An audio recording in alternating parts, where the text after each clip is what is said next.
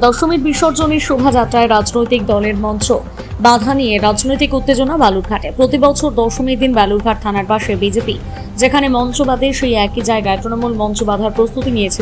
যদিও মঞ্চ বাঁধার কাজ এখনো শুরু হয়নি, তবে এদিন ওই স্থানে বিজেপির ফ্লেক্সের সামনে তৃণমূলের পক্ষ থেকে দলীয় পতাকা টাঙিয়ে দেওয়া হয়, জানিয়ে উত্তেজনা সৃষ্টি হয়েছে বালুরঘাটের রাজনৈতিক মহলে।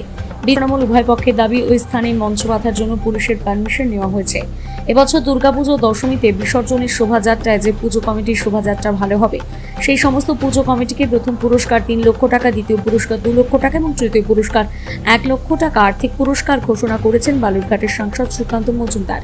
প্রতি বছর দশমীর দিন বালুরঘাট থানার পাশে দশমীর শোভাযাত্রা দেখার মঞ্চ বাঁধে বিজেপি।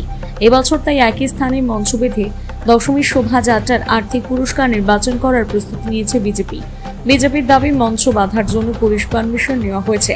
অপরদিকে তৃণমূল নেতা সুভাষ চাকি এবং টেলিফোনে দাবি করেন, ওই স্থানে দশমীর দিন তৃণমূলের হেল্প ডেস্ক করার জন্য পুলিশ পারমিশন নেওয়া হয়েছে। স্বাভাবিকভাবে দশমীর দিনের মঞ্চ বাধা নিয়ে বালুরঘাট বিজেপি এবং তৃণমূলের মধ্যে রাজনৈতিক উত্তেজনা যে বাড়তে চলেছে তা বলাই বাহুল্য। বলেন, আপনারা জানেন বিগত দিন ধরে এখানে বিজেপির একটা স্টেজ তৈরি যে শোভাযাত্রা, যেখানে সাংসদ থাকে এবং বিজেপির কার্যকর্তারা থাকে এবং বিজেপির কার্যকর্তা নিয়ে আমরা বালুরঘাটে যত প্রশাসন আছে সমস্ত যাত্রীদেরকে আমরা মিষ্টিমুখ মাধ্যমে বিজয় করা। সেই জায়গাটাতে আজকে এবছরে আমাদের নতুন কিছু চিন্তাধারা ছিল, সেই চিন্তাধারার মাধ্যমে আমাদের পরিক্রমা চলছে।